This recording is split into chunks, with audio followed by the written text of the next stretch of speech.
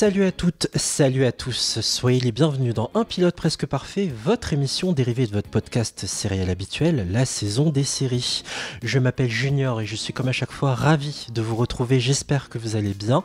Pour celles et ceux qui découvrent ce podcast, un petit rappel du concept, 3 personnes viennent parler du premier épisode d'une série que l'on passe en revue scène par scène, et une fois qu'on a bien digressé, observé et analysé ce pilote, chaque participant doit lui attribuer une note entre 0 et 10. L'objectif, déterminer quelles sont les séries les plus efficaces dès leur premier épisode.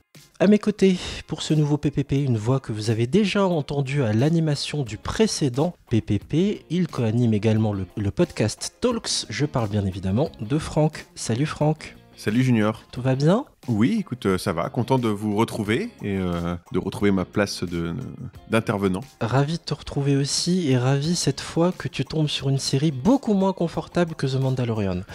Ah, ça, c'est le cas de le dire. Hein. Tu vas pas être déçu du voyage.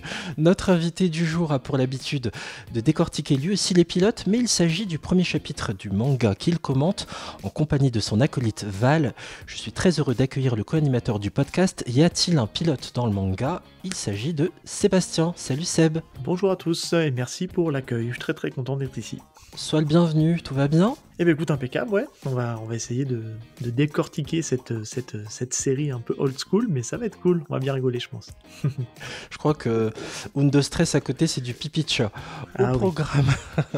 Au programme, aujourd'hui, direction le 27 février 1994, date à laquelle débarquait sur la chaîne australienne Network 10 le teen drama Heartley Cœur à Vif ou Heartbreak High en VO, une création de Ben Gannon et de Michael Jenkins. Cette saison est 210 épisodes, elle a même fait l'objet d'un remake sur Netflix en 2022. Pour vous donner un premier aperçu, je vous propose un extrait de Heartley Cœur à Vif et on en parle juste après. Nick, mais ça va pas la tête. Tu cherches déjà les galères le jour de la rentrée. Ah, il faut pas perdre les bonnes habitudes. Il faut arriver tôt pour les nouvelles nénettes. Des nouvelles? Faut pas rêver. Nouveau prof à chambrer. Alors là, avec le bol qu'on a, on va se rabasser une espèce d'énorme boudin avec de la moustache. Allez, Costa, fais démarrer l'épave et pousse à fond. Non, déconne pas, il me reste plus que 2 points au permis. Alors, avant que tu nous résumes de quoi parle la série Heartley Cœur à Vif, Seb, toi aussi tu sévis dans le podcast game. Est-ce que tu peux nous dire en 2 mots, y a-t-il un pilote dans le manga ? Qu'est-ce que c'est ? Y a-t-il un pilote dans le manga ? Donc c'est un podcast qu'on a créé il y a 2 ans avec mon compère Val. Et on a essayé de trouver un angle original pour justement parler des mangas, parce qu'il y a déjà beaucoup de podcasts mangas dans la podcastosphère, on va dire. Et l'idée, on s'est dit, tiens, pourquoi on ne parlerait pas du premier chapitre, puisqu'il faut savoir qu'au Japon, tous les mangas sont en général pré-publiés avant de sortir en format relié. Donc on s'est dit, tiens, on va aller analyser le premier chapitre d'un manga, on va voir en quoi ce premier chapitre est aussi un peu percutant, mais c'est surtout un prétexte, en fait, souvent de parler d'une œuvre qui nous plaît, de pouvoir digresser, voilà, de papoter autour du monde du manga, et on s'éclate à faire ça en général 2 fois par mois. Donc on a ce format principal là qui existe, et après on a trouvé des formats un peu dérivés pour justement un peu étendre le discours. Donc on a aussi les mangas du grenier, on revient sur un manga un peu plus ancien, où là pour le coup c'est un plus en mode un peu old school, un peu doudou, on essaie un peu de commenter si ça a bien vieilli dans le temps. Et après on a un format un peu plus intemporel qui est one shot, où là en général on est un peu plus en mode freestyle, mais c'est surtout un prétexte pour parler de manga ou d'animé qui ne rentrent pas forcément dans les autres cases que j'ai citées avant. Très bien, moi je vous recommande chaudement les mangas du grenier. J'avais écouté Love Hina, c'était un manga que je matais de façon un peu honteuse en me disant que c'était plus pour le public féminin, et c'était vraiment un épisode super que j'ai beaucoup aimé. C'est comme ça que je vous ai découvert. Ouais, c'est le premier épisode, et pour info ça reste un shonen, donc c'est quand même marketé pour les garçons, Love Hina. Comme quoi, hein. Ouais, c'est pour le coup, il y a un côté très fan service, parce qu'il y a de la petite culotte à tout va. Et c'est vrai que ça a plutôt mal vieilli. Ne m'en parle pas, je suis pas sûr que ça passe le test de Bechdel, comme notre pilote d'ailleurs. Ouais, non, je pense pas. Je te garde sous la main, Seb. Pour celles et ceux qui n'ont jamais, mais alors jamais vu cette série Heartley Cœur à Vif, est-ce que tu peux nous en faire le pitch, s'il te plaît ? Les chanceux. Oui, oh là là, mais ça devrait aller. Non, ça reste assez simple, hein, c'est un pitch assez basique, puisqu'en fait on suit le quotidien de jeunes lycéens dans le lycée de Heartley Heights. La particularité de ce lycée, c'est qu'il est multiethnique, multiculturel. Il regroupe plusieurs personnes de différentes origines sociales et ethniques, et on va suivre un peu leur quotidien, amour, bagarres, discussions, amitié, tout s'entremêle et on va précisément suivre les débuts en fait d'une jeune prof d'anglais et d'histoire qui est mademoiselle Milano et on va voir un peu comment elle va prendre ses marques dans cet univers, qui va un petit peu la chambouler pour une première expérience, en tant que professeur. J'espère au moins qu'il y a un peu de sexe pour rattraper l'affaire, parce que franchement, bon bref, au casting de ce pilote, Alex Attention. Dimitriades, oui, il y en a? Tu ne connais pas la chute de la série alors? Pas du tout, je connais D'accord. rien de cette série, mais on va en reparler, hein. Petite anecdote pour les auditeurs, il faut savoir qu'avant cette série-là, il y a eu un film avec le même acteur qui joue donc Alex Dimitriades qui joue donc Nick Poulos et qui racontait l'histoire d'amour entre un élève et sa prof. Et spoiler alerte, il se peut qu'il y ait un scénario un peu similaire dans la série. Je referme la parenthèse. C'est ce que j'avais lu quand j'ai regardé de quoi ça parlait, et du coup j'étais déçu sur ce premier épisode. Oui. J'attendais qu'il se passe ça dès le début. C'est plus tard. C'est tellement un fantasme des années 90-2000, ça on l'a eu aussi en arc narratif dans Dawson, mais c'est fou comme toutes les séries se ressemblent dans ces années-là. On va y revenir. Au casting de ce pilote, Alex Dimitriades, ou Dimitriades, je sais pas comment on prononce, Abby Tucker, Scott Major, Salvatore Coco, Corey Page, Ty Nguyen et Sarah Lambert. Avant d'entrer de plein pied dans le pilote, on va situer un peu notre rapport avec la série Hartley. Franck, toi, ta découverte de la série est hyper récente. Ah bah j'ai découvert la série, enfin alors je la connaissais de nom, hein, mais j'ai regardé le premier épisode exprès pour le podcast. Ouh, Et je t'avoue que dur. je regrette un peu. Jamais t'as été interpellé à l'époque par France 2 qui diffusait cette série ? Non, je sais pas pourquoi en fait, parce que j'ai regardé d'autres séries dans le style, hein, c'est-à-dire que j'ai regardé Beverly Hills par exemple, c'est des choses qui ressemblent quand même beaucoup, mais Hartley, non, je sais pas, je saurais pas dire pourquoi j'ai pas, mais du coup j'ai pas, et après, je pense que aussi quand au bout d'un moment ça avait commencé, et j'avais loupé le truc, et du coup j'ai pas suivi quoi. Alors un des seuls trucs que je connaissais, c'est que je sais qu'il y avait un personnage qui s'appelle donc Drazik, voilà, Oui. qui était celui qui était le plus connu et dont toutes les filles étaient plus ou moins amoureuses.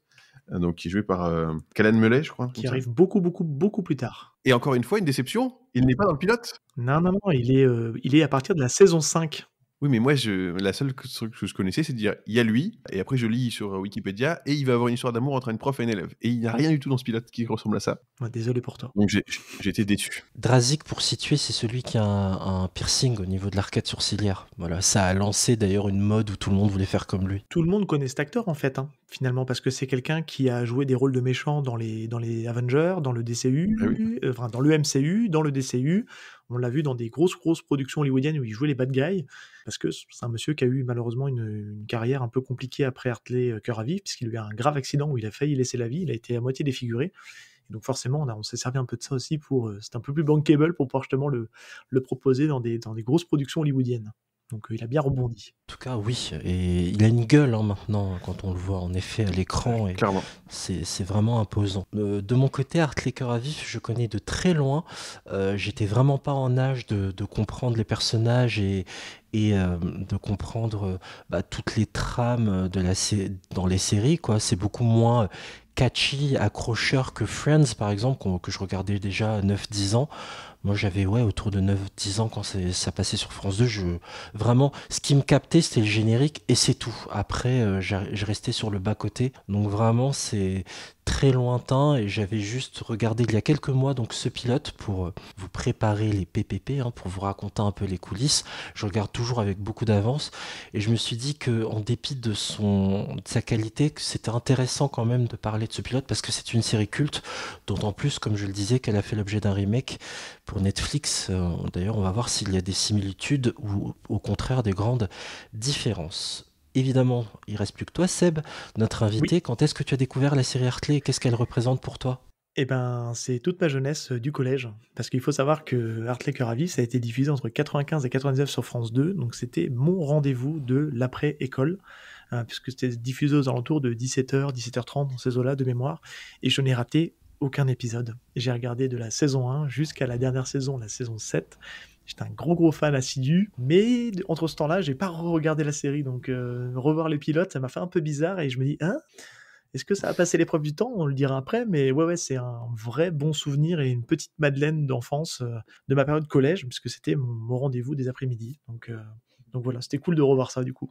C'était l'after school, en fait, la case de l'after school. Exactement, ouais. Mais ça cartonnait au niveau audience, hein. Ils ont diffusé du premier épisode jusqu'au dernier épisode, et ils sont vraiment collés avec même les sorties australiennes, et on n'était pas si décalé que ça par rapport à l'Australie, hein. Pour l'époque, c'était d'ailleurs une vraie prouesse, hein, parce que le temps que Ah les oui. VHS arrivent, etc., c'était Complètement. Il costaud. fallait louper aucun épisode si tu voulais pas rater les aventures de ces lycéens australiens. Alors, tu posais cette question, est-ce que ça a passé l'épreuve du temps? Bah, pas vraiment. D'ailleurs, je tiens à préciser une chose avant de commencer qui est importante pour moi. Aujourd'hui, on parle de disclaimer.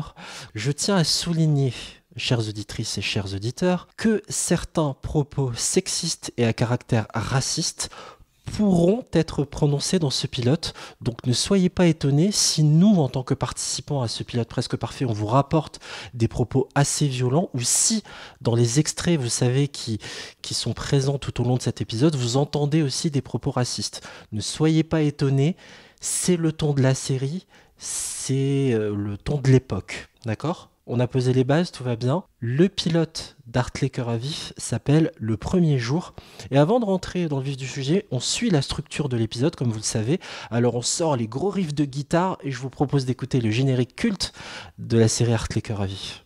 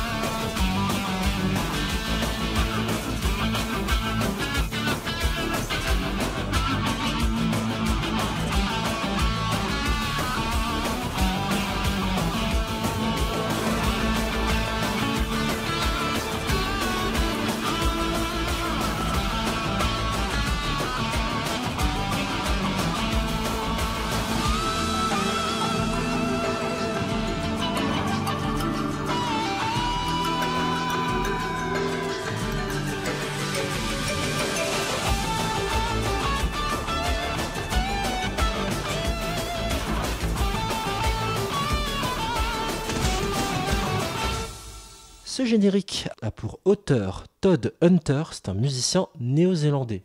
On va commencer, comme d'habitude, par cette formule magique. Le pilote s'ouvre dans la douche, sur une douche, oui, une douche, celle de Nick, qui se fait tout beau devant sa glace dans la salle de bain. Costa, avec une voix que j'ai reconnue. Est-ce que vous avez reconnu la voix française de Costa ? Ah, elle me dit quelque chose, mais je l'ai pas reconnu. Faut que tu nous aides. J'ai cherché, j'ai pas trouvé. Franck, t'es sériephile ou pas ? Oui, j'ai pas reconnu le nom de qui était Costa. Il a la voix française de O'Malley, Georges O'Malley, de Grey's Anatomy. Je sais pas si ça vous parle, mais oui. 007. Je ne regarde pas Grey's Anatomy, alors du coup, ça ne... Mais oui, c'est vrai. Ce bon vieux O'Malley. Donc Costa et la mère d'Alex secouent Nick qui traîne trop, il prend trop son temps. On voit un peu aussi la sœur de Nick. Et ça y est, le BG sort de la SDB, c'est comme ça que j'ai écrit, mais en gros ça veut dire le beau gosse sort de la salle de bain, avec ses lunettes de soleil. Les parents virent Nick dehors et Costa presse vite, faut qu'on arrive très tôt pour choper les jolies nénettes. Voilà, c'est l'intro. Qu'avez-vous retenu de celle-ci ? Non, alors si je me suis demandé quel âge ils sont censés avoir. Ils sont beaucoup trop vieux. Voilà, parce que du coup c'était un truc, normalement ils sont au lycée, Ouais, ouais. alors même si on n'a pas exactement les mêmes lycées qu'en Australie, mais j'ai supposé qu'ils devaient avoir 16 ans, hein, et 16-17 peut-être, quelque chose comme ça, et ils font pas du tout ça, hein. Non, mais tu sais, les Australiens sont structurellement peut-être au-dessus de nous, donc ça, on sait pas, hein. C'est peut-être très autobiographique, hein, comme œuvre, hein. Et du coup, j'ai regardé, il a quand même 21 ans. Et alors après, j'ai continué à regarder mon truc parce que j'étais toujours dans l'idée qu'il va se passer un truc entre la prof et Nick. Elle a 22 ans, donc lui, ça ne colle pas. Mais rien ne va dans cette épisode. Comme dans toutes les séries de l'époque. Dans Dawson, ils avaient aussi, à la fin, ils avaient 30 ans alors qu'ils jouaient des personnes de 16, quoi. Non, mais après, ce qu'on peut dire, c'est que ça reste quand même même si c'est un peu cliché, parce qu'il faut le remettre dans le contexte, hein, c'est une série Oui. des années 90, où justement, il y a cette intro un peu rock'n'roll pour replacer, puis pour présenter un peu le beau gosse. On va se le dire, il est quand même assez beau gosse, hein, et puis il a son cousin qui est un peu foufou, un petit peu le mec qui a l'air de courir un peu partout, un peu surexcité. Donc malgré tout, je trouve que les personnages sont quand même assez bien caractérisés, même s'ils sont clichés. On arrive vite à identifier un peu ces persos. On va se demander un peu ce qui va leur arriver et pourquoi ils s'apprêtent comme ça, et et on a envie un peu de savoir la suite. Moi, je sais que ça m'avait un peu accroché à l'époque quand je l'avais vu, puis le Royan, je me dis, bon, si, ça passe encore. Mais c'est pas vraiment ça qui est problématique, hein, c'est plus tard. Mais pour l'instant, sur la caractérisation des personnages, effectivement, on voit que Yannick qui va être le beau gosse, on sent que ça va être lui un peu le personnage principal masculin de la série. Exactement. Et il y a son cousin, là, qui est petit débrouillard, machin, voilà, on sent qu'il est dans des combines, voilà. Lui, c'est plutôt le tchatcheur, quoi. Ouais. Le combine de la pièce détachée. Voilà, c'est ça. Bon, on quitte la maison de Nick et on va rejoindre une autre maison où on a des parents qui sont très maman et papa poule. Oui, ben en fait, on suit donc une personne qui justement va prendre de nouvelles fonctions. Donc on apprend très vite que c'est donc Mademoiselle Milano qui va être professeure au lycée d'Hartley, qui dit au revoir à ses parents, qui sont un petit peu aussi un peu dans l'incompréhension de se dire mais tu fais attention quand même, tu vas dans ce lycée. On sent que ce lycée a pas forcément de bonne réputation et on sent les parents qui sont très inquiets de laisser un peu leur fille qui a l'air de quitter un peu le nid pour de nouvelles aventures professionnelles. Et on la voit donc partir et là, elle arrive justement à un feu rouge et qui elle croise? Elle croise la bande de Joël Huron que sont donc Nick Costa et deux potes à eux qui sont garés derrière. Et là s'ensuit une scène, on va dire qui pour le coup a pas très bien passé l'épreuve du temps, qui pourrait être collée d'un hashtag MeToo, puisqu'ils se mettent à la draguer de manière très lourde, genre t'es mignonne, t'as un copain, enfin voilà, mais en mode vraiment gros lourd, et ça pour le coup je trouve que c'est quelque chose qui a vraiment pas bien passé le temps, et heureusement elle dure pas trop longtemps, et puis elle continue son chemin pour arriver donc au lycée. Zéro subtilité, eux, dans leur décapotable, ils écoutent du rock à fond la caisse, limite du grunge. Et puis la prof, dans sa voiture, elle a une musique toute douce, toute jazzy, vraiment zéro subtilité. J'avais l'impression de revoir Undo Stress. Ah bah oui, même quand le changement de scène entre la scène où on avait Nick et Costa dans la première scène où il y a plein de musique, quand ils partent, et hop, dès qu'on arrive dans la maison, d'un coup c'est de la musique douce, quoi. Ils montrent vraiment, alors là, elle est pas du même monde qu'eux. Hein, on est effectivement sur la truelle, hein, on caractérise les personnages, mais effectivement, comme dans nos stress, on veut bien comprendre. Hein, on n'est pas subtil. C'est des gros pavés dans la mare pour dire, elle est douce, eux, ils le sont pas. Ouais, et puis elle a pas l'air choquée en plus. En plus, elle prend ça presque elle en rigole, toi, elle sourit, tu vois, elle a pas l'air trop mal à l'aise non plus, mais tu vois, elle les prend un peu pour des bouffons, quoi. Mais c'est mis en scène de telle manière en fait que on se dit bon bah on va dire c'est le cadre normal de l'époque, d'une manière de draguer ou d'aborder une nénette. Mais c'est vrai qu'avec du recul, on se dit waouh, c'est un peu compliqué. Et c'est quand pas même, le pire. hein. C'est très malaisant. Alors, t'es paumé? Attends, on va Qu'est-ce t'aider. qu'il y a? Tu cherches ton chemin? Moi, je m'appelle Nick. Et Et tiens, toi, on c'est quoi? là. Comment ça va? Moi, c'est Steve. Non, laisse tomber, celui-là, c'est un rital, il peut pas s'en empêcher. Mais non, moi, je suis un gentil, moi. Alors, on fait quoi, ma T'es belle? trop canon. Tu me donnes ton téléphone, comme ça je t'appelle ce soir. Alors, juste les 3 derniers chiffres. Bella. Oh, c'est pas cool, tu veux pas me dire ton nom seulement? Oh, qu'est-ce qu'elle est belle! Oh, j'en peux plus, je suis tombé Ciao, amoureux! Bella. Ah. Mais what? Allez, salut! Adieu, ma belle.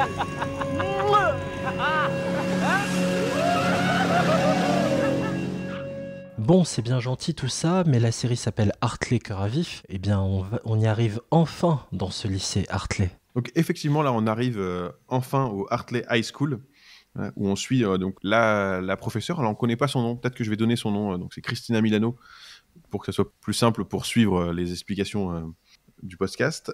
Donc, on la suit. Elle arrive dans ce nouvel établissement. Elle observe un peu ce qui se passe. Donc là, on a des plans, voilà, où on voit les jeunes, où c'est vraiment le bordel dans la cour de partout. Et elle avance. En fait, on se rend compte qu'elle est professeure. Et on retrouve du coup Nick et toute la bande qui étaient dans la voiture, qui s'approchent d'elle de très près. Donc ils continuent leur drague très lourde, mais là, sans respect aucun des gestes barrières. Ils doivent être à 5 cm de son visage quand ils lui parlent, et ils lui parlent comme ça, sachant qu'ils savent en plus à ce moment-là qu'elle est prof. Autant dans la voiture, on pouvait se dire que non. Là, ils savent qu'elle est prof, et ils continuent comme ça à lui parler. Et après, on a des élèves qui se racontent leurs vacances, parce que comme on l'a dit tout à l'heure, c'est le premier jour de la rentrée. Et donc on arrive, elle arrive du coup péniblement après avoir subi tout ça, jusqu'à la salle des professeurs. Oui, la salle des profs. Toute cette partie vraiment a commencé à profondément m'agacer et je me suis dit que si la série est tout le temps sur ce rythme excessif, ça risque d'être lassant. Est-ce que c'est aussi comme ça que tu l'as perçu, Seb, ou est-ce qu'au contraire, ça reste accrocheur? Alors, oui, oui, moi, complètement. C'est à ce moment-là où je me dis, on est qu'à 15-20 minutes du début de la série et je suis déjà en overdose en fait. Mais il y a malgré tout, bon, je me suis quand même accroché, hein, parce que je serais pas là maintenant. Mais il y a quand même quelques trucs intéressants quand même dans cette scène-là, puisqu'on voit quand même que c'est un énorme bazar, c'est limite la jungle en fait dans cette école. C'est une espèce de chaos monumental où ça part dans tous les sens. Donc, hormis le côté encore drague lourde qui est un peu dans l'esprit de la scène juste avant, ça nous montre un petit peu quand même l'état d'esprit de ce bâtiment qui a l'air de rameuter en fait tous les cas possibles du coin et qui fait que tout le monde essaie de trouver sa place dans ce joyeux bordel. Mais voilà, hormis cette scène un peu lourdingue, on est quand même, ça nous montre un peu quand même l'ambiance générale de ce lycée qui a l'air quand même assez compliqué, on va se dire. Ce qui nous est dépeint dans cette série australienne, pour ramener à quelque chose de la culture française, pour dire les choses clairement, on est dans un collège qu'on appelait une ZEP, en zone d'éducation prioritaire.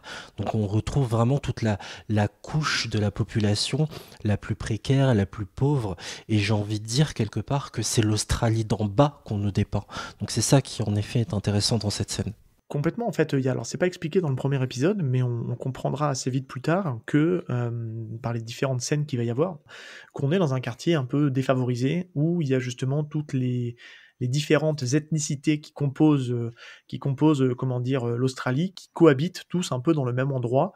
Donc on apprendra assez vite que Nick sont d'origine grecque, que en fait la prof elle est d'origine italienne, il y a des asiatiques, enfin voilà, et puis il y a des purs Australiens pure souche qui vont être un petit peu le problème, mais on verra ça un peu plus tard. Mais Bah, on voit déjà que les Australiens, ils sont légèrement racistes. léger, non mais léger, en fait léger. Voilà. Oui, c'est un doux euphémisme. Ce qui est pas, du coup, c'est pas une très bonne pub pour les Australiens de manière générale. Ah non, Ah, je comprends mieux le disclaimer en début d'émission, ok. ah oui, on va entendre des métèques, on va entendre des jaunes, ouais. Vous n'allez pas être déçus du voyage, les amis. On prend la direction de la salle des profs et on apprend que la jeune femme blonde assise sur le canapé de la salle des profs, donc s'appelle Christina Milano. Une psy s'assied à côté d'elle et se présente, elle nous apprend son métier et elle nous dit « Meuf, Hartley, c'est l'enfer sur Terre !» Et je te préviens, hein, ce dont va parler le proviseur, ça va être chiant à mourir. Hein. Prépare ton oreiller, prépare-toi à dormir. Et le dirlo commence son rappel au règlement intérieur et il commence par dire règle numéro 1, elle est super importante, hein. Les ballons de foot sont interdits. Sauf que, plan suivant, les garçons, hein, dont on vous a parlé plus haut, Nick, Costa, ils jouent au foot dans la cour du lycée et recrutent dans leur équipe un camarade d'origine chinoise. Jack est originaire d'un autre pays que la Chine. On apprend d'ailleurs de quel pays il s'agit un peu plus tard dans l'épisode. Et là, il est venu le temps de la bagarre. Ah ouais, Et une là, bonne bagarre. un autre camarade, celui qui draguait lourdement Madame Milano, vient dans la cour et insulte Nick de métèque. Insulte souvent adressée donc aux gens d'origine grecque, on le rappelle. Allez écouter une chanson d'ailleurs de Georges Moustaki en ce sens, ou le rap de Joey Starr avec Ma gueule de métèque. Bref, Nick balance son ballon au niveau... Alors, je sais pas ce qui tenait Rivers dans sa main. Rivers, c'est le bad boy. Hein. Qui tient dans sa main un gâteau, une glace, j'ai pas bien vu. Ouais, à manger. À manger, quoi. Bam, ça finit par terre. Il y a Rivers qui demande le ballon au Chinois, qui l'a en main, qui se casse et qui dit non mais c'est pas mon problème. Et résultat, ça part en baston. Pendant ce temps-là, le proviseur présente la nouvelle prof. C'est donc le bordel dans la cour de récré. Et là, il y a Bill, le mec bodybuildé, je l'ai baptisé Musclor. Hein. Et la psy conclut d'ailleurs cette scène en disant « Bienvenue en enfer ». Et accessoirement, c'est ta classe. Voilà. C'est ta classe, meuf. C'est ça. Les gros lourds, là, c'est les tiens. Tout ce passage, qu'est-ce qui vous a inspiré, Seb? Même si l'été est passé par là, que les vacances normalement sont censées faire du bien, on sent que toutes les tensions au moment de cette rentrée ressurgissent et ils perdent pas de temps, ils se mettent sur la tronche. C'est assez comique en fait quand il retrouve avec du recul. Moi, m'a pas déplu cette scène parce qu'en fait elle est assez crédible parce qu'on a l'impression qu'ils se mettent vraiment des gros coups dans la tronche et des coups de genoux qui volent. On a l'impression de se retrouver dans un bon vieux film coréen là où il y a où ça se bagarre, ça se tabasse dans tous les sens. C'était assez fun en fait à regarder et puis on découvre le fameux personnage de Rivers qui sera toujours accompagné. Alors, on le connaît pas encore parce qu'il n'est pas encore caractérisé, mais on le verra plus tard. Il y a aussi Bolton, c'est le mec aux cheveux rasés. C'est un peu l'abruti de service qui va être présent tout au long de la série, malgré pas mal de départs. Et il va prendre un peu plus d'ampleur plus tard, mais c'est vrai qu'aujourd'hui, là, il est plutôt un peu le sous-fifre de Rivers qui a l'air d'être un peu le bad boy en chef, quoi. Pour faire simple pour les auditrices et auditeurs qui ne connaissent pas la série, Rivers, c'est vraiment le bad guy, le connard de service, et son extension pire, c'est Bolton en question. C'est ça. Franck ? On a un peu tout dit, c'est la caractérisation aussi là, de l'environnement de l'établissement, quoi. Voilà. On avait vu un peu des images, là maintenant on sait qu'il y a des tensions, et c'est encore un peu effectivement en sous-texte que les tensions, elles sont dues aussi aux origines de chacun aux origines raciales de chacun des élèves. Voilà, je pense que c'est pas encore forcément très clair, mais après ce que tu nous disais Seb, c'est qu'on s'en rendra compte que effectivement les origines raciales et le fait que ça soit dans un quartier très pauvre, ça va exacerber tout ça, et que dès qu'il y a un ballon qui vole, il y a des coups de poing qui terminent. Ce qui me frappe quand même, c'est que j'ai l'impression que les conflits, les bagarres sont installés, c'est ritualisé en fait, c'est une habitude. Ah oui, complètement. À tel point que, dans la salle, moi ce que j'avais noté, c'est que dans la salle des profs, il y a que du coup, alors Musclor, moi je l'ai appelé Southgate, parce que c'était le nom qui a marqué dans le générique. Il a pas de prénom, ce monsieur, il s'appelle juste Southgate. Je crois qu'à un moment ils disent son prénom, du coup j'étais perdu dans mes notes. Bill. Voilà. Il y a que lui en fait qui s'inquiète un peu et qui dit j'ai des muscles, alors je vais aller les arrêter. Mais les autres profs, ils en ont mais rien à battre. C'est-à-dire que tout le monde a vu par la fenêtre qu'il y avait des jeunes qui sont en train de se battre, mais ils en ont rien à foutre. Mais c'est une routine en fait, c'est en fait une bonne rentrée réussie, c'est une bonne bagarre en fait. C'est un peu au même titre, je vais prendre une comparaison complètement con, mais c'est au même titre que Astérix, quand le village se fout sur la gueule, c'est normal en fait, on voit ça tous les jours, c'est complètement logique. Il faut juste préciser aussi un petit truc, c'est que Southgate, il est caractérisé aussi comme un gros lèche-bot. Tout le monde le dit, lui c'est un gros lèche-bot, il aime bien se faire voir auprès du proviseur, donc forcément il aime bien... Parce qu'on peut croire au début qu'il est en fait surveillant, il pourrait être surveillant général en fait du lycée, mais non, on apprend vite qu'il est prof en fait, qu'il est aussi prof de physique, mais à côté de ça, il fait un peu le rôle du pion aussi, parce que je ne sais pas où sont les pions d'ailleurs dans cette série, je les ai pas vus. On en voit un, si. On en a un. Vers la fin de l'épisode, on y reviendra. Et oui, il en impose. Je l'ai appelé Musclor parce que vraiment, il a une carrure comme ça. Quand il arrive, on se calme tout de suite. Bonjour, Mzelle Milano. Bonjour. Vous êtes mariée, Mzelle? Ma vie privée ne vous regarde pas, que je sache. Oh, vous pouvez tout nous dire.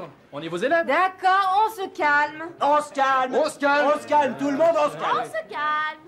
Allez, ça suffit. Bon, alors je vais avoir la plupart d'entre vous en anglais et également en histoire. Génial. Ouais. D'accord. Alors je crois qu'on devrait essayer de s'entendre, vous et moi. On va s'entendre parfaitement, vous en faites pas. S'il vous plaît, pourrais-je avoir un petit peu de silence pour faire l'appel? Bon, silence pendant qu'elle fait l'appel, silence. Allez, tout le monde, silence. Silence. Ah oui, pendant qu'elle fait l'appel, silence. Vous êtes en train de vous comporter comme des enfants de 5 ans, ou plutôt comme des sous-doués de 5 ans. Bon, on a fini avec la psy. Où est-ce qu'on se rend maintenant? On se rend en classe, puisque c'est du coup la première arrivée de Christina, donc la professeure qu'on suit depuis le début, qui arrive en classe. Et donc cette classe qu'on a depuis le début, donc il y a du bruit partout. Tous les élèves chahutent dans tous les sens. Donc elle essaye de se faire respecter. Elle est aidée par Nick, qui essaye de faire le calme. Alors je sais pas si ça fonctionne vraiment ou si en fait il rajoute du raffut plus qu'autre chose. Voilà. Donc il essaye de calmer tout le monde, mais en même temps tout le monde lui dit de se taire. Donc cette classe est vraiment complètement insupportable. Elle essaye de faire l'appel, voilà, en écorchant plus ou moins le nom des gens, et elle s'arrête en fait sur Costa, qui est carrément au téléphone. Donc il a un téléphone portable déjà à l'époque. Il a un téléphone portable et il est en train de gérer une de ses combines pour des pièces détachées de voiture. Et en fait, elle s'arrête pour lui dire non mais tu dois raccrocher. Et lui ça le démonte pas, il continue, il dit attendez désolé, je finis mon appel et puis je raccroche. Voilà. Et la scène se termine du coup avec Southgate qui arrive du coup pour rétablir le calme dans la classe, et à partir du moment où lui arrive, tout le monde se tait. Superman dans la place. C'est ça. Donc un téléphone avec la taille d'un talkie-walkie, assez improbable. Ah, il est pas si gros que ça, tes mauvaises langues. Il est pas si gros Ah, que ça. si. Il est à clapper déjà, clapper antenne. Mais du coup, c'est étonnant que lui puisse avoir, parce que on est en 94. Lui, il a déjà un téléphone portable, quoi. Enfin, à ce moment-là, Tu sens que dans sa famille, il arrive à avoir plein de combines, plein de bons plans à base de tomber du camion, de je ne sais quoi. Tu sens que c'est un petit trafiquant, quoi. C'est tout à fait ça. Mais ça reste une scène, ça montre encore une fois le côté dévouement pour ce lycée de Southgate qui intervient tel Superman sur son vélo. Allez, attention, je viens vous sauver de cette classe ingérable. Et on voit qu'il est respecté et que du coup ça permet de rétablir le calme, mais on sait qu'on la voit un peu paumée et c'est quand même un joyeux bordel, hein, parce que même si on pense qu'ils veulent l'aider, au final, ça, comme tu disais tout à l'heure, Franck, ça fout encore plus le bordel qu'autre chose, quoi. Hein. C'est pas fait trop pour l'aider, quoi. Elle ne sait pas tenir sa classe, d'ailleurs, ça va encore avoir des ça va encore, se faire sentir dans les scènes suivantes. Mais oui, parce qu'en fait, on est donc à l'interclasse et on arrive en plein milieu d'une discussion entre nénettes qui, en fait, comme n'importe quel élève, donnent leur avis sur la nouvelle prof. Bah, tiens, qu'est-ce que t'en penses, tout ça, les petits ragots de couloir. Et on a Nick qui arrive au niveau du casier, puisque dans les jeunes filles, il y a une personne qui est aussi nouvelle dans ce lycée, qui s'appelle Jodie. Et forcément, de la nouvelle prof à la nouvelle élève, il n'y a qu'un pas. Nick se dit, je vais essayer de me draguer tous les nouveaux du lycée. Donc il commence à tenter une approche auprès de Jodie et il va se faire littéralement rembarrer parce qu'on va dire que sa technique, a priori, elle marche pas sur la prof, donc elle marche pas non plus sur l'élève, a priori. Hein. Donc c'est l'un des points qui est sympa dans la série, d'ailleurs. Voilà, ouais, c'est vrai que c'est un peu il fait un peu le beau gosse, mais c'est un peu le loser malheureux quand même qui quand même n'arrive pas à conclure et je pense qu'il faut qu'il change son approche en fait. On est derrière lui, il va y arriver.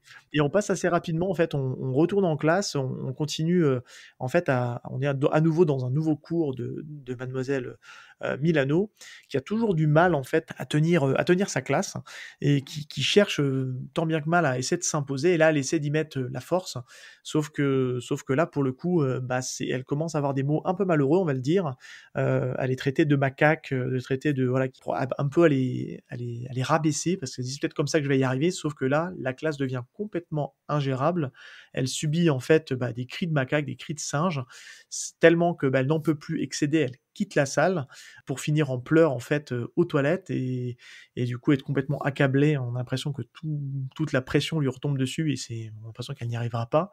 Et pendant ce laps de temps, les élèves en profitent pour se tailler par les fenêtres parce que tout va bien. En Australie, on peut partir par les fenêtres et puis aller prendre une pause bien méritée, on va dire. Incroyable. Il y a genre 95% de la classe qui se barre par la fenêtre. Il reste 4 élèves qui se regardent. Il reste 4 élèves, elle revient, il n'y a plus personne dans la classe et elle se dit mince, j'ai perdu toute ma classe. Donc, et dans les élèves, il faudra noter qu'il y a quand même Jack qui va nous servir pour après, puisqu'il aura un petit rôle important en fin de l'épisode.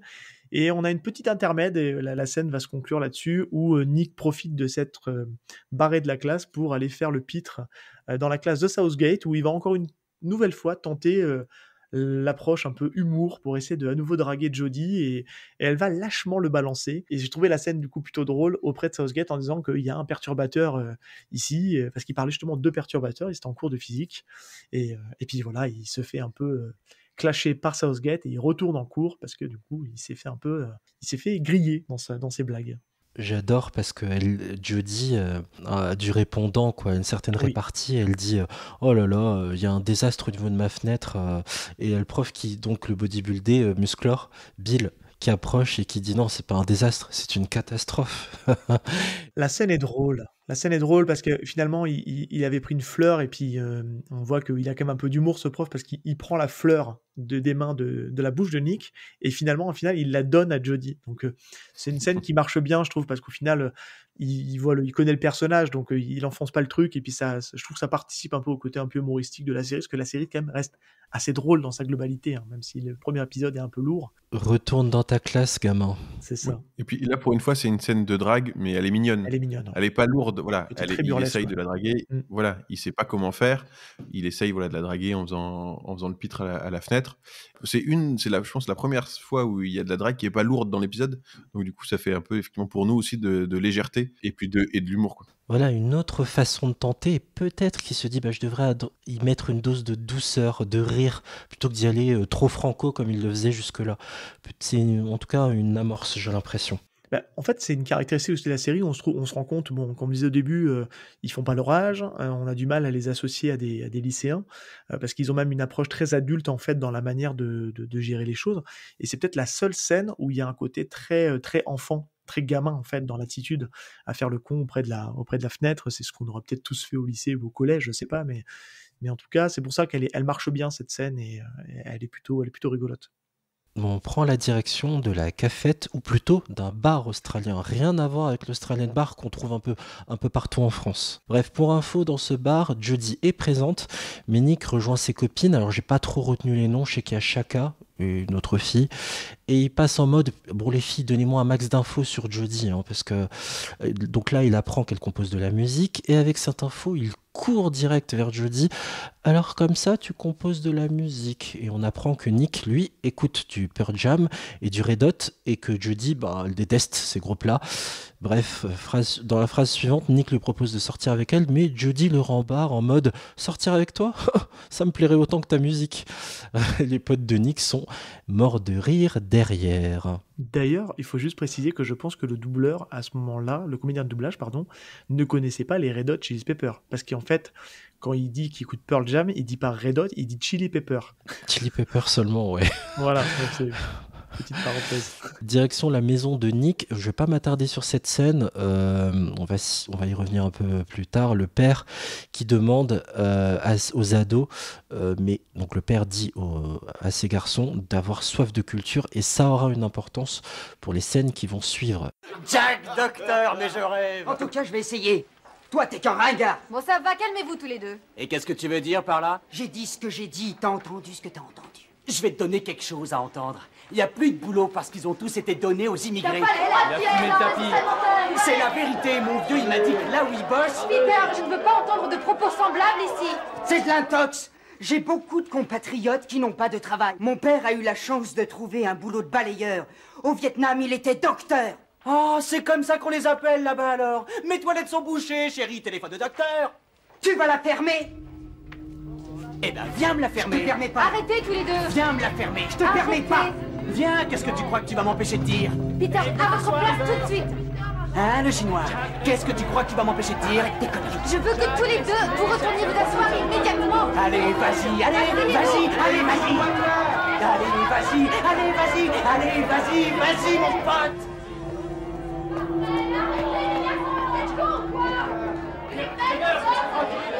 Arrêtez maintenant, du calme. Lève-toi, tu vas la fermer. Laisse-le tranquille. Assis dans le calme. Allez, ça suffit. On retourne à l'école, dans la classe de Mademoiselle Milano. Bon, accrochez-vous parce que là, le disclaimer, il va prendre toute son ampleur.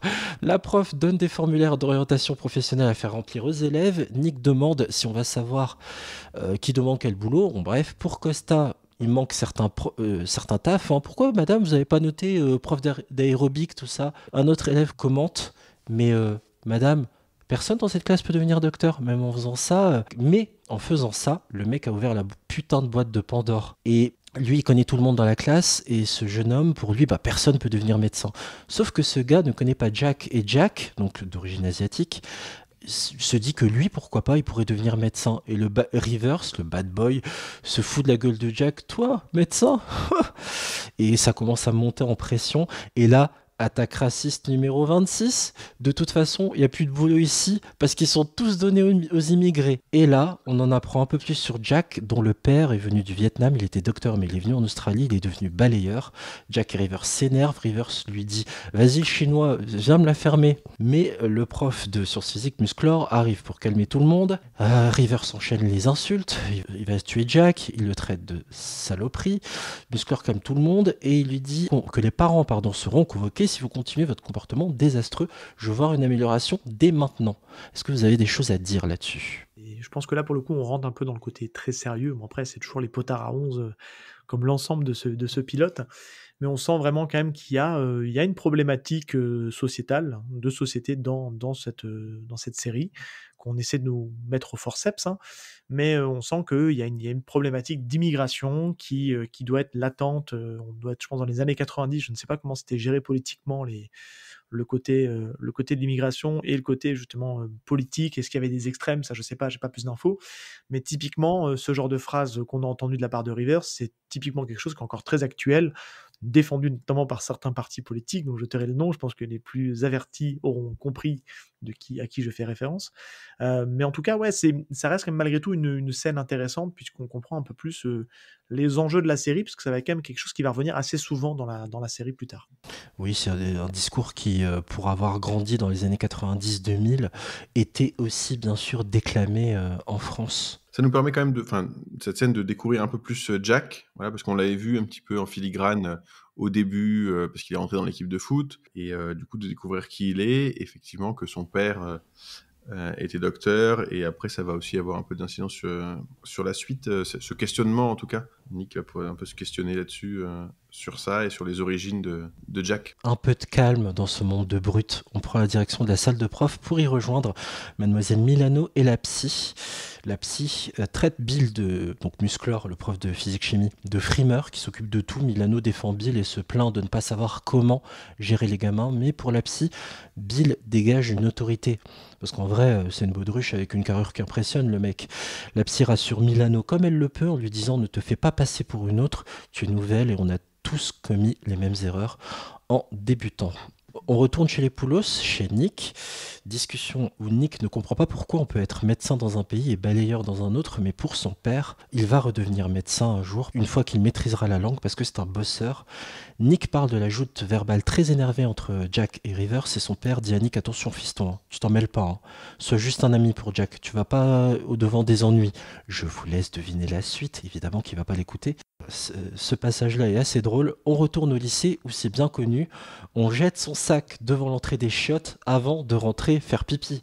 On l'a tous fait, ça. Bien sûr, tous les jours. C'est une règle. Voilà. On ne pisse pas avec son sac à dos.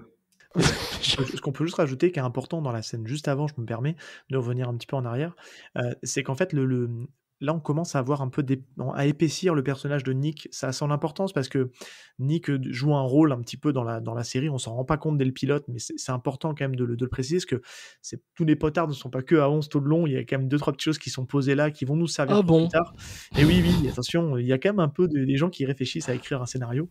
Mais en tout cas, quand il commence à avoir cette réflexion un petit peu un peu philosophique, de se disant « Ah, je comprends pas, qui était médecin », on est en train de nous glisser, attention, gros appel de phare, que finalement ce mec-là a peut-être un peu plus d'intellect qu'il ne le laisse y paraître. Et c'est important pour la suite, pour bien plus tard après dans la série, mais c'est pas mis là par hasard en tout cas. C'est assez maladroit, je trouve. C'est maladroit complètement, hein, on est d'accord. Je sais pas, ça tombe un peu comme un cheveu sur la soupe. Oui, pardon Franck. Pour l'instant, sur la caractérisation qu'on a, c'est le beau gosse et le gros lourdeau qui drague tout ce qui a une jupe. Complètement. Et donc là, du coup, la petite subtilité de dire en fait, il peut réfléchir, franchement, elle passe, tu la vois pas, quoi. C'est pas ça que tu retiens. Quand à la fin de l'épisode, tu retiens que juste c'est le beau gosse et qui drague dans les années 90. Donc voilà. Et que c'est la bagarre, c'est l'octogone, je vais te casser en deux, mec. Un truc dans le genre, tu vois, c'est ça qu'on retient. On retourne au lycée, donc, où c'est bien connu, on jette son sac devant les chiottes. C'est ce que fait Jack. Des potes de Rivers foutent du papier dans son sac qu'ils font cramer. Le sac prend feu comme ça. En sortant des toilettes, Jack veut éteindre ce mini-incendie avec ses pieds. Et là, la bande de Rivers en mode spectateur se moque de la façon d'éteindre le feu de Jack. Tout le sac et son contenu sont totalement foutus. Jack se vénère en mode « Je vais te faire la peau, Rivers » pour changer. Mais Nick intervient pour l'en empêcher. D'ailleurs, un surveillant, le voilà, il est là, le surveillant. Les envoie chez le proviseur. Ça vous a fait rire ou pas ? Bah non, parce que c'est méchant en fait. Ouais. Mais après ça va avec le personnage, c'est-à-dire que du coup on caractérise Rivers par c'est un connard, donc ouais, il est raciste, il peut faire ce genre de choses, donc ça va bien avec la caractérisation du personnage. Après c'était pas voilà, en fait je pense que je me suis aussi mis à la place de Jack. Alors moi je laisse pas mon sac à dos quand je vais pisser, mais si j'avais fait ça et que quand tu ressors en fait, tu dis, potentiellement, il y a un mec qui a fait brûler mon sac. vois, juste parce qu'on n'était pas d'accord sur un point. Donc non, j'ai pas trouvé cette scène spécialement drôle, quoi. Non, parce qu'en fait, elle caractérise, en fait, elle est dans la surenchère du personnage de Rivers, qui, voilà, c'est vraiment le méchant, et puis il fait une fixette sur Jack. On sent qu'il y a un problème aussi, racisme, qui est vraiment poussé au bout. Pour moi, c'est un lycéen qui a pas grandi, hein. Il est resté collégien, hein, en vrai. C'est l'équivalent de poser une merde devant la porte de quelqu'un qu'on n'aime pas, tu vois, C'est ça. d'un voisin qui est... C'est le même niveau, ça vole pas haut, il s'en dit long sur la capacité de réflexion de Rivers, quoi. Bah, c'est surtout qu'en fait, ça soulève un point qui est important, c'est que ça soulève le point du harcèlement scolaire, et pour le coup, c'est pour ça que c'est pas drôle, parce que je pense qu'on a tous entendu des cas de gens qui se sont fait harceler de telle manière, en faisant passer ça sous le thématique de la blague, alors qu'en fait, non, c'est pas drôle, ça fait rire que les agresseurs et pas le mec agressé, quoi. Donc c'est pour ça que c'est pas une scène très drôle, parce qu'on ça le fait, c'est dommage pour lui, quoi. On se dit merde, vu ça. Je sais pas si ce sera abordé dans la série, mais à l'époque, on parlait plus de racket que de harcèlement. Le harcèlement, on s'en occupait pas du tout dans les années 90-2000, pour avoir grandi dans cette époque-là. Le focus était plus porté sur le racket. C'est une des thématiques quand même de la série. Il y aura un arc scénaristique un peu plus tard avec un personnage qui est harcelé. On aura toujours cette mécanique-là de good guy, bad guy, et puis toujours les mecs un peu au milieu qui se font un peu bousculer, on va dire. Scène suivante, on va chez le Dirlo. Bah oui, Rivers fait comme s'il ignorait qui a mis le feu, il fait croire que le sac cramait déjà à son arrivée. Le proviseur lui dit « Eh, fais pas le malin, je sais que c'est toi qui l'as fait. La preuve, Jack voulait jeter sur toi quand il a vu son sac dans cet état. Je vais convoquer tes parents et tu seras sanctionné pour une exclusion. » La scène se poursuit, on est dans les couloirs du lycée et Rivers prend Jack par le callback. Et mec, toi et moi, on va terminer ce qu'on a commencé, c'est clair. On se voit après les cours, raclure. J'adore la conclusion de Rivers sur cette scène-là. Il le menace et à la fin, il lui dit tranquillement « À tout à l'heure ». Je sais pas si c'est la traduction, mais j'ai trouvé ça nul. Mais tu sais pourquoi d'ailleurs ça change de ton? Parce qu'ils sont surpris par Mademoiselle Milano, qui est juste derrière eux, donc c'est pour ça qu'ils changent de ton, et alors qu'elle a tout entendu. Bon, alors écoute. Je voulais te demander pardon. Je te jure, je vais plus t'embêter. Ça te va? Ouais, ça me va. Non, je me suis comporté comme un vrai débile. Si c'est toi qui le dis. Je m'excuse, désolé. Une fois pour toutes. Hé, je te donne mon avis, tu en fais ce que tu veux. Joue pas trop les machos. On prend la direction du bar, on prépare la bagarre à côté du billard. Costa est en mode surexcité et donne des conseils à Jack pour se battre. Il dit non mais Jack, tu vas avoir besoin de renfort. Et là, bim, Jack claque Costa sur le billard avec une clé de bras, genre il maîtrise les arts martiaux. Oh, un asiatique qui sait faire du kung-fu. Un asiatique Oh là là. qui fait de la bagarre. Ah bah dis donc, c'est étonnant ça. Et c'est vraiment pathétique la façon dont c'est amené, c'est ridicule. On retrouve Jodie et Nick dans la cour de récré. Et là, cette scène, elle fait un peu de bien. Il y a un souci d'apaisement. Nick promet à Jodie de ne plus l'embêter et s'excuse. Il dit qu'il s'est comporté comme un gros débile, ce qui est vrai. Et Jodie lui dit « Tu veux un conseil, mec? Joue pas trop les machos, ça te va pas. » Et j'ai trouvé ça sympa, enfin, une scène qui se pose, quoi. Sincèrement, on en avait besoin depuis le début du pilote. Je sais pas si vous avez ressenti ça. Encore une fois, c'est la suite de la scène où il a dragué par la fenêtre. Là. Il y a une scène un peu plus légère entre les deux. Voilà, et en fait, je dis peut-être qu'il a compris, peut-être que du coup, là, on a montré qu'il était très lourd et qu'il va évoluer comme ça, et que finalement, en fait, il est lourd parce qu'il ne sait pas faire autrement, ou parce qu'il est entraîné aussi par les autres et qu'il veut faire le malin parce qu'il est censé être plus ou moins le beau gosse du groupe, et que donc, du coup, il se doit de draguer les meufs comme ça. Et qu'en fait il l'est pas, voilà. Ça fait un petit côté Grise, un vieux film, mais du coup dans Grise non, c'est pas vrai. ça me fait peur. Donc du coup dans Grise, c'est exactement comme ça qu'est le personnage de John Travolta. John Travolta a un peu plus de charisme. Oui, non, mais sur le personnage, je parle pas du cas. Et puis il chante et il danse vachement bien. Mais spoiler alerte, l'héroïne blonde chante aussi. Attention. Donc on n'est pas si loin en fait. Waouh.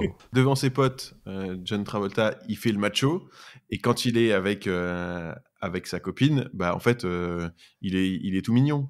Donc on se dit peut-être que ça va arriver là-dessus, tu vois, peut-être. Entre le macho et le canard, il n'y a qu'un pas. C'est ça. Et Rivers, prépare-toi à mourir.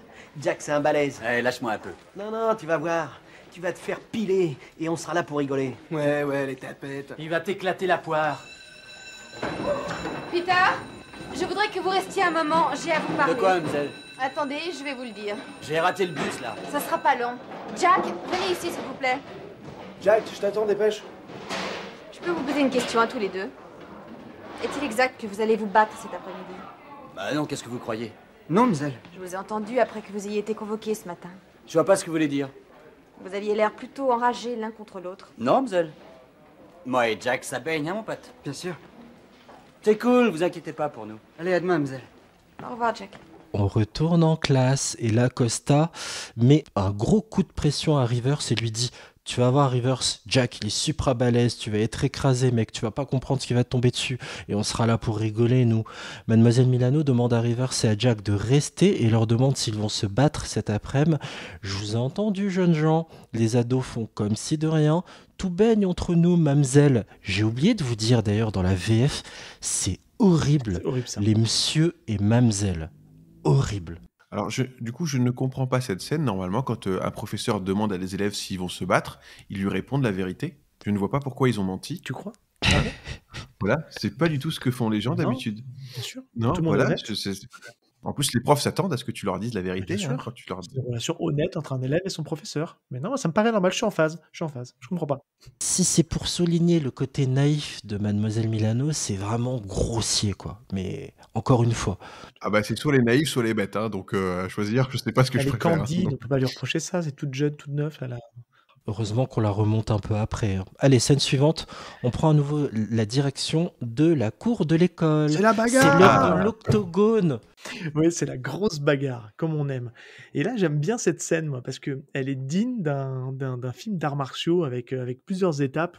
On a donc les deux participants qui se font face, donc Rivers d'un côté, à ma gauche Rivers, à ma droite, on a Jack qui se met en position de combat avec sa garde et compagnie.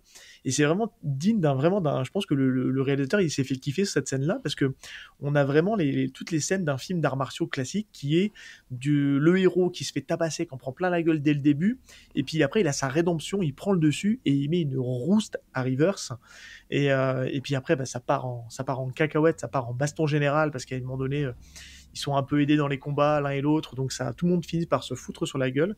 Et je l'ai trouvé quand même assez jouissif, cette scène à regarder, parce qu'elle est quand même bien mise en scène. On a vraiment l'impression qu'il y a de l'impact dans les coups et qu'ils se mettent dessus, et elle se conclut d'une manière magistrale, puisque forcément on revient avec Mademoiselle Milano qui tente de venir s'interposer, et là elle se prend une droite monumentale par Nick, qui dans l'élan pensait en coller une à Rivers, et finalement il en colle une à sa professeure. Ce qui stoppe totalement la bagarre. Et j'ai noté, je vous assure, j'ai vraiment écrit ça. Il est vraiment temps que ce pilote se termine. J'en pouvais plus. Ah, mais la musique est cool. Il y a une bonne musique quand même sur ce moment-là. Moi, je trouve que cette scène, elle est drôle. Moi aussi, c'est une scène que j'ai bien aimée, et c'est vrai qu'en plus, pour rajouter sur ce que tu disais, Seb, en parallèle sur le montage, on voit Mademoiselle Milano qui essaye de chercher de l'aide, et il n'y a personne dans ce lycée, tout le monde s'en branle complètement, qu'il y ait une bagarre générale. C'est que c'est après les cours, ouais. Elle essaye de trouver de l'aide, et elle est la seule, voilà, et du coup, elle arrive dans la bagarre jusqu'à ce que prendre une tatane dans la gueule. C'est très très drôle, cette fin de scène. Et on ne prône pas la violence faite aux femmes, évidemment, dans ce podcast, mais bon, c'est ce qu'elle se prend. La pauvre. J'aime beaucoup ce qui va suivre après et la conclusion, enfin, de ce pilote que Franck va vous raconter. Et oui, donc là, du coup, on est le lendemain, donc on retourne en classe. On a une première partie de la scène où les filles, en fait, montrent leur mécontentement aux garçons sur leur comportement de hier.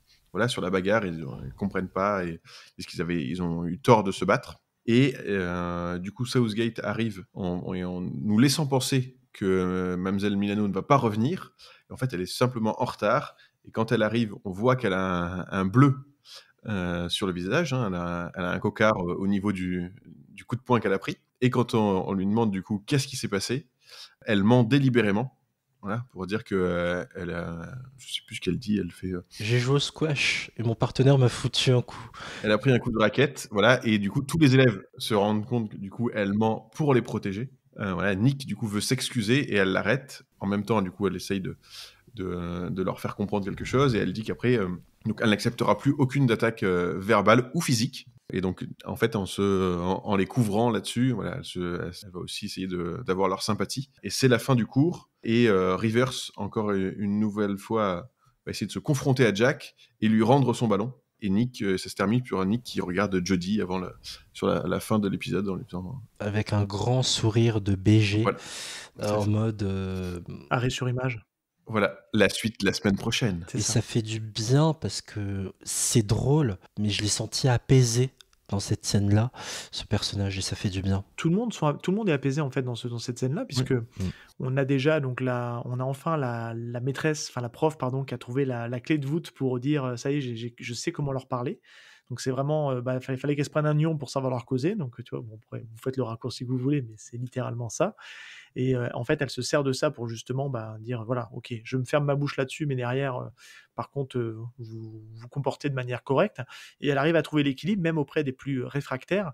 Et tout ce moment-là, en fait, arrive que tout le monde s'apaise parce qu'on commence à entrevoir un semblant de sympathie de la part de Rivers qui redonne le ballon en mode bon joueur.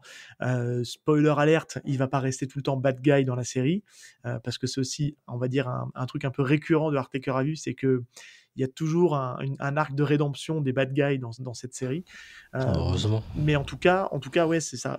Au final, c'est une bonne conclusion et c'est vrai qu'on est content d'arriver parce que c'est un pilote qui est globalement assez long, parce qu'il fait une 50aine de minutes.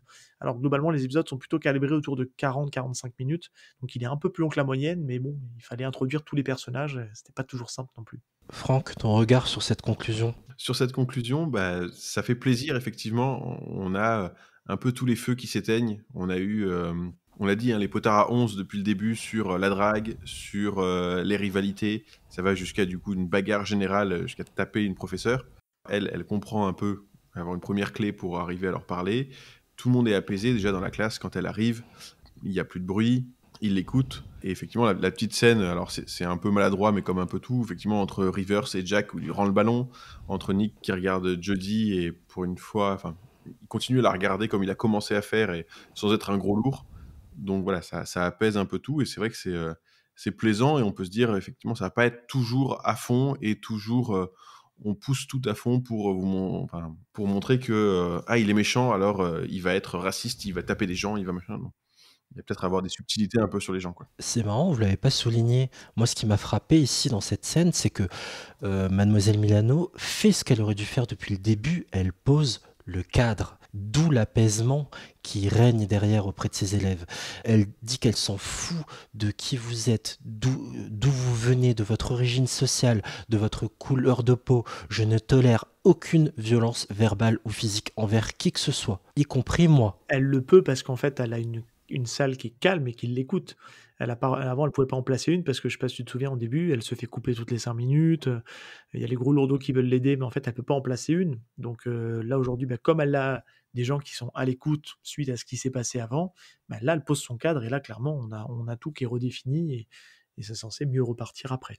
Et tout commence d'ailleurs avec ce recadrage de Nick qui veut parler pour s'excuser. Il dit non, c'est moi qui parle cette fois.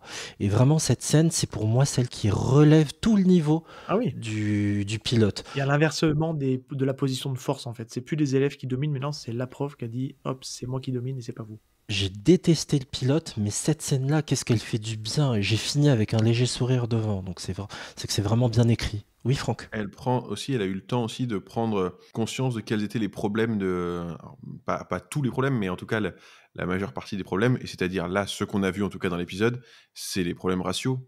Il y a les problèmes de comportement de drague et les problèmes raciaux. Et elle a dit en fait, moi ça m'intéresse pas, je m'en fous de vos problèmes raciaux. Moi vous êtes des élèves et moi je suis la prof, donc on va faire comme ça. Hein. Comme tu l'as dit, le cadre c'est je suis la prof, vous êtes les élèves, d'où vous venez, c'est pas important. Et franchement, c'est vraiment touchant et juste ce qu'il faut. J'ai utilisé cet adjectif dans ce pilote. Incroyable, touchant. Pardon. Comme quoi, il n'y avait pas que des saloperies racistes et sexistes et on en passe. Bon voilà, c'est ainsi que s'achève le pilote d'Hartley, Cœur à vif. Et je vous propose, après cet extrait, de sortir un peu du pilote et de poser un peu un regard sur la suite. Ce qui s'est déroulé hier après les cours,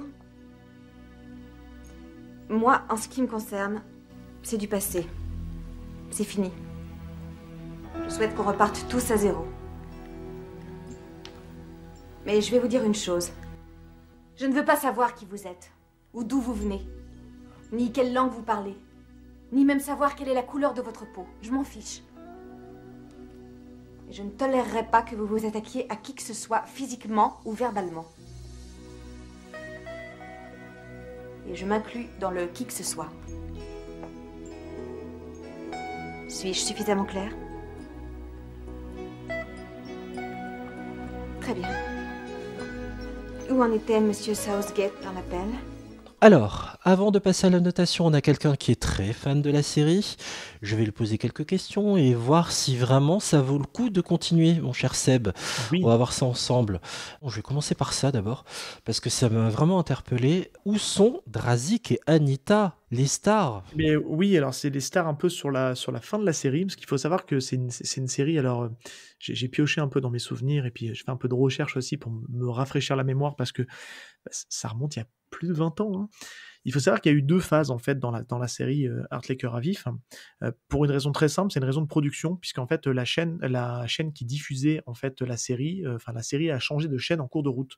Donc de la saison 1 à la saison 4, c'était sur une chaîne que tu as nommée tout à l'heure, et on est passé donc la saison 5 à la saison 7, on est passé sur une autre chaîne télé.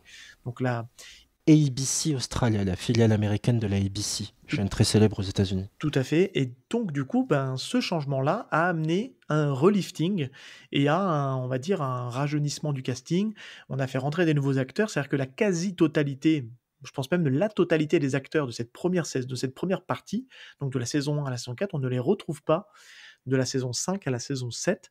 Et c'est dans cette fameuse saison 5 et saison 7 qu'on va découvrir le personnage du bad guy, Drazik, qui au début ne sera pas avec, puisqu'il y aura Anita, et il y aura aussi son frère, dont j'ai perdu le prénom, qui sera aussi présent dans ce lycée, et on va voir cette romance se créer entre le bad boy et la fille plutôt BCBG, voilà, toute classique, très bien sous tout rapport, qui va sortir avec un peu le bad guy, le rebelle de l'école. Très bien, c'est plus clair, hein, parce que vraiment, je me suis dit, je me suis trompé de série, je crois. Autre question, je te demanderai des réponses assez courtes et concises. Quelle est ta saison préférée d'Hartley Cœur à Vif? En fait, c'est simplement la première, même si le pilote est pas à la hauteur de ce qu'on peut imaginer, c'est une vraie bonne saison, parce qu'on suit en fait les personnages monter en puissance. Il y a une vraie cassure avec la fin de la saison 1, pardon, ça sera dans la question que tu vas me poser après, parce que ça fait partie d'une de mes scènes préférées. Et je la mettrai en parallèle avec la saison 5, parce que la saison 5, je trouve, rapporte un peu un vent de fraîcheur, puisque on commençait un peu à tourner en rond avec le casting de cette première partie de saison. Il était temps que ça s'arrête, et la saison 5 a su réinjecter un peu de sang neuf, et elle vaut le coup, la saison 5, d'être vue, et elle peut pratiquement être vue indépendamment de ce qui s'est passé avant. Très bien. La saison que tu aimes le moins dans cette série? C'est la dernière en fait, hein. La dernière de la première partie, c'est la saison 4, qui malheureusement s'est vue quasiment dépeuplée en fait d'une grosse partie de son casting. On tourne un peu en rond, les personnages n'ont plus grand chose à raconter, les personnages qu'on aimait des premières saisons sont partis. Il y a eu un gros passage à vide en fait sur les saisons 2 et saison 3 qui ont été très courtes, parce qu'il n'y avait qu'une dizaine d'épisodes, pour repartir sur une saison 4 avec une trentaine d'épisodes. Parce que oui, c'est pas des saisons d'une durée classique, hein, ils font en moyenne entre 35 et 40 épisodes les saisons, donc c'est des grosses saisons. Et j'ai trouvé, de ce que je me rappelle, la saison 4, c'est celle qui m'en reste le moins aujourd'hui, parce que j'ai le moins de souvenirs de cette saison, et c'est vrai qu'avec du recul, c'est une saison qui m'avait pas marqué plus que ça, et pas forcément ultra palpitante. Alors, très vite, hein, parce que Oui. on a encore la notation. Quels sont les personnages que tu aimes le plus, ceux que tu aimes le moins? Eh ben, je vais vous étonner. C'est le personnage de Nick, parce que c'est celui qui a un des développements les plus intéressants de la saison 1. Il va lui arriver plein de choses pendant cette série, il va vraiment avoir un développement très intéressant, on va avoir un petit peu plus de jours, on va en apprendre un peu plus sur lui. Donc c'est vraiment un personnage que j'aime beaucoup. Par contre, celui que je déteste, pour rebondir tout de suite, c'est celui de Jodie. Je trouve que c'est un personnage ultra cliché, ultra insupportable. L'actrice joue comme une patate. Même son doublage ne permet pas de rattraper son jeu catastrophique. Je n'aime pas du tout ce personnage. Et d'ailleurs, je pense que les producteurs non plus n'ont pas trop aimé, parce qu'elle va être assez mise de côté par la suite, pour se concentrer sur autre chose qui va arriver à Nick. Tu attendais, Franck, spoiler alerte. Il va finir par avoir quelque chose avec la prof. Donc voilà. Et je n'en dis pas plus. La prof qui a un an de plus que lui. Il a un an de plus que lui. Enfin du sexe, pardon. Donc je m'égare. Là, est-ce que tu as des épisodes qui sortent du lot? Oui, très vite. Alors, je vais en dire 2. Pareil, si vous comptez un jour voir Hartley Cœur à vif, vous bouchez vos oreilles. C'est premier temps fort de la série, c'est la mort de la mère de Nick, qui va mourir de manière très brutale. Je crois que c'est un accident de voiture, il me semble, ou une maladie, mais je sais plus. Mais ça va arriver très vite dans la série, donc ça va être un premier moment d'émotion où on va un peu plus en apprendre sur le personnage et on va creuser un peu dans sa psychologie. Et c'est vraiment fait de mémoire, je vous dis, de manière très. Ça joue vraiment la carte de l'émotion de manière vraiment très juste. Et attention, énorme spoiler. Tu écoutes pas, hein, Franck, si tu veux.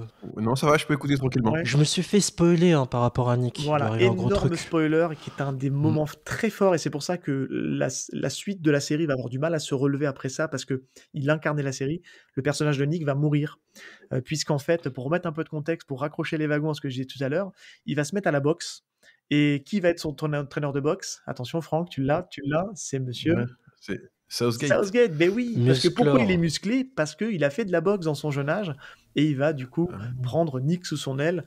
Il va prendre une carrière de boxeur, sauf qu'il va y avoir un combat malheureux où il va prendre un KO et ce KO va le laisser sur le tapis. Il va mourir d'un KO. On apprendra plus tard que qu'il ait un KO ou pas de KO, en fait, il avait une rupture d'anévrisme qui lui pendait un peu au nez et ça n'a fait qu'accélérer, mais il était toujours ce coup près de mourir un jour de cette rupture d'anévrisme et il va mourir de manière très tragique. Ça va être un épisode hyper émouvant et ça va se clôturer sur cet épisode-là, la mort de Nick, et ouais, qui m'avait laissé un peu bizarre à la fin. J'espère que ce combat a duré plus longtemps que celui de Cyril Gane et de Jones en MMA qui aura duré 2 minutes. Moins de 3 minutes. Ouais.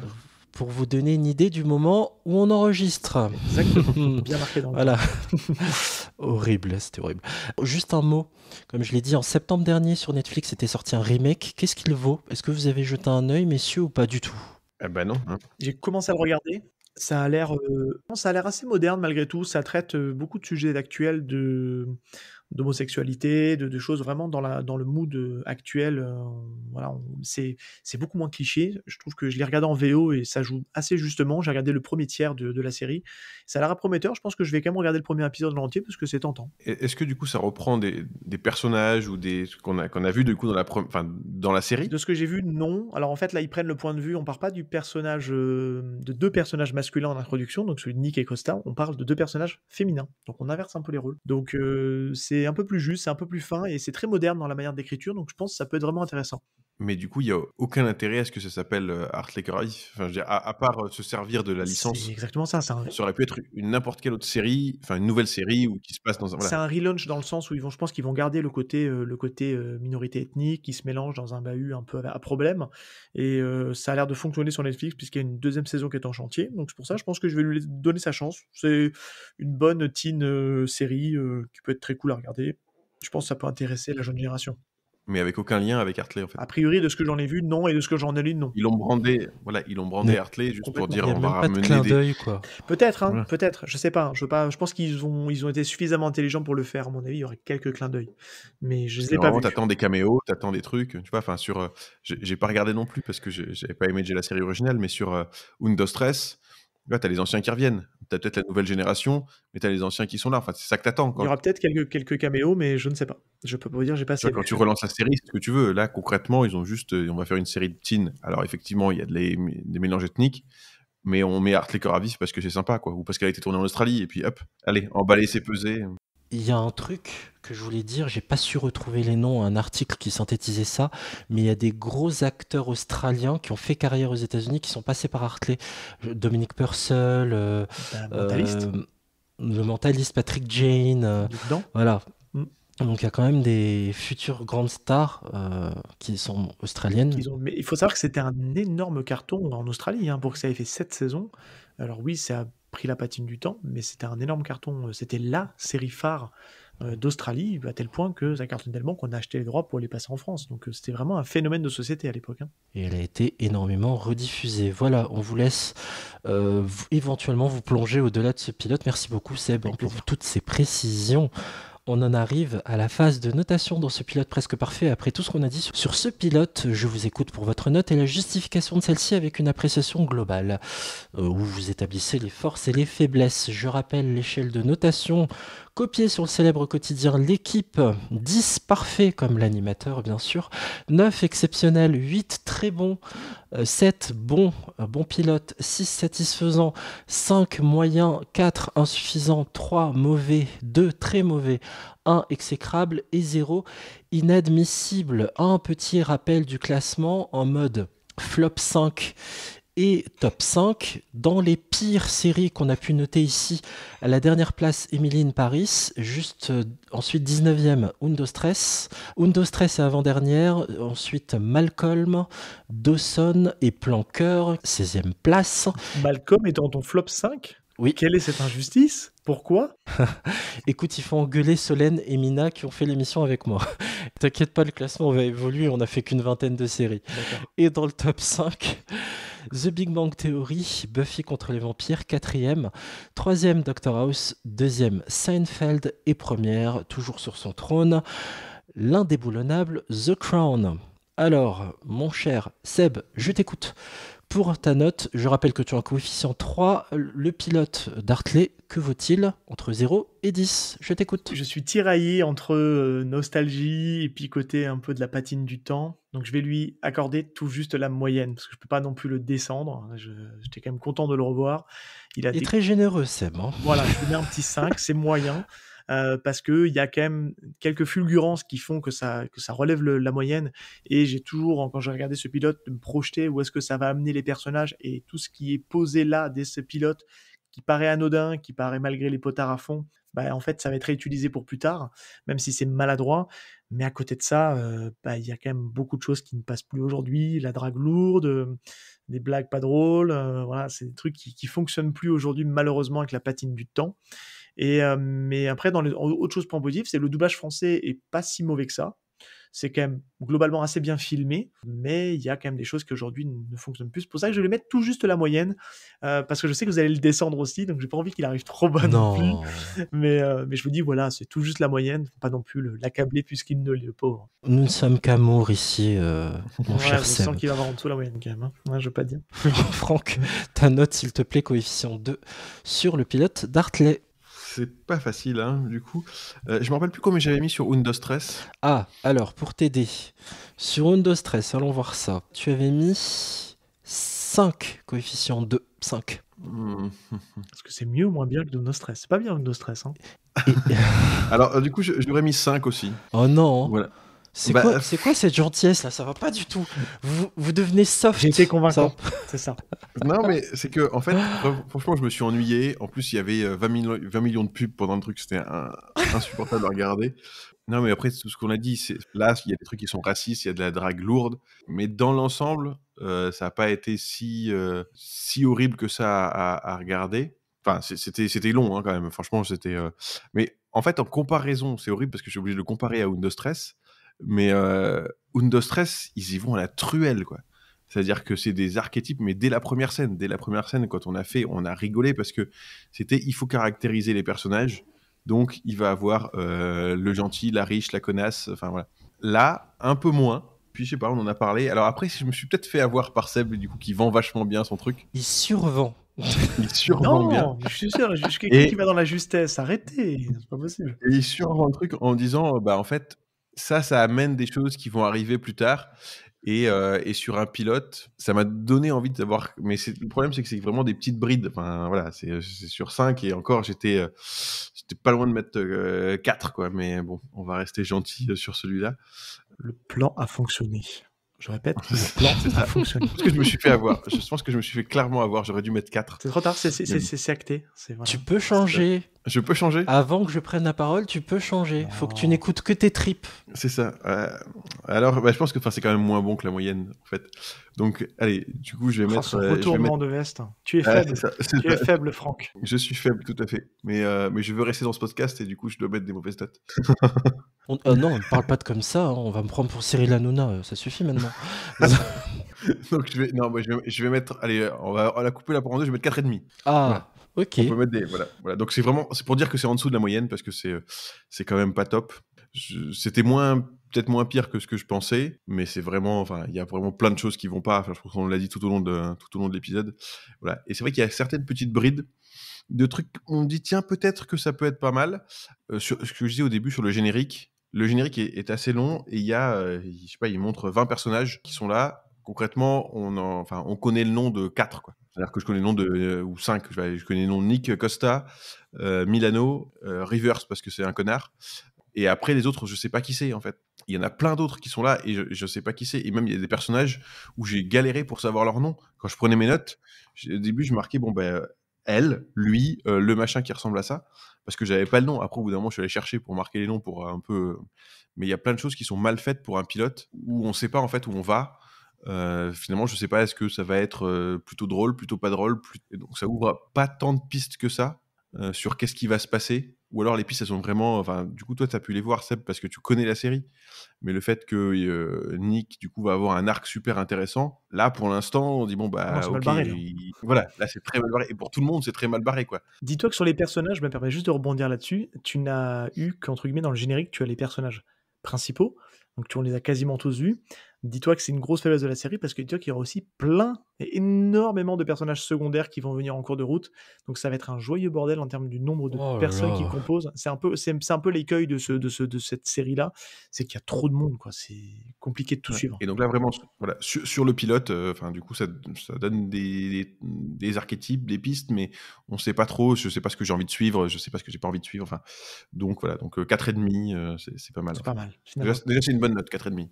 Très bien, je reprends 5 pour Seb, coefficient 3, et Franck, 4,5, coefficient 2. Bon, c'est à mon tour. Moi, j'ai trouvé ça mauvais, donc je mets 3. Voilà. Non, c'est pas bon. Je mets 3 parce qu'il y a ce magnifique rattrapage. C'est comme pour prendre une image. J'ai vu un gardien de foot ne pas arrêter de se prendre des buts et tu te dis, mon Dieu, qu'il est nul, qu'il est nul, qu'il est nul, qu'il est nul. Et l'équipe est en train de perdre 6-0. Et sur une toute dernière occasion, il nous sort un arrêt spectaculaire d'aller nous sortir le ballon de la lunette et d'éviter un but en pleine lucarne qui aurait été magnifique. Il y a un rattrapage comme ça de dernière minute, tu te dis, en fait, c'est peut-être pas si mauvais que ça. Qu'est-ce que tu retiens en finale? Tu retiens l'arrêt. Donc si tu retiens l'arrêt, c'est que c'est positif. Je retiens qu'ils ont perdu 6-1, quoi. Hein, désolé, mais... On retient qu'ils ont perdu et que la dernière impression ne suffit pas à rattraper toute l'impression déjà du début et du milieu et ainsi de suite. Pour reprendre ce que dit Franck, les sillons sont extrêmement mal creusés. On n'a pas envie de parcourir le chemin jusqu'au bout, en fait. Donc rien que ça, c'est éliminatoire. En plus, tu expliques qu'il y a beaucoup de personnages secondaires. Pour les fidèles du podcast, que ce soit la saison des séries ou PPP, je n'aime pas les séries où il y a trop de personnages et on s'y perd.